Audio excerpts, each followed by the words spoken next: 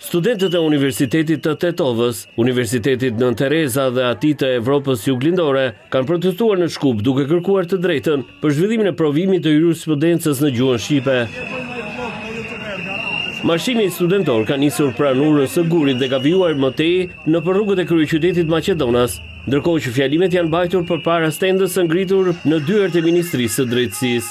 Gjuha shqipe zyrtare!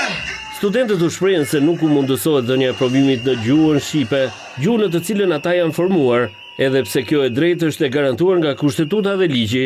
Kërkesa jonë është e qartë dhe konkrete, mundësia që provimi i jurisprudencës të jetë në gjuhën shqipe dhe të cilën kemi studiuar. Kjo nuk është kërkesë emocionale, por një çështje parimore. Kolegët tonë kanë të drejtë të japin provimin e jurisprudencës në gjuhën shqipe. Kërkesa jonë është e thjeshtë.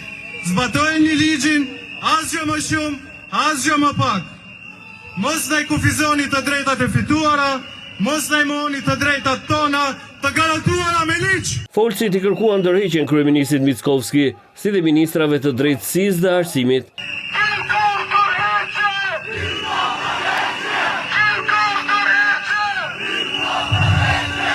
Sot ne kërkojmë që shteti të na flet në zemër, në gjuhën tonë, në shqip.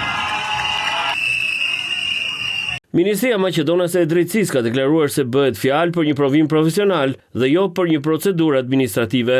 Nga ana e tij, Inspektorati për Përdorimin e Gjuhëve dhe avokati i popullit në Maqedoninë e Veriut kanë sinjalizuar shkelje dhe kanë kërkuar harmonizim ligjor në këtë çështje.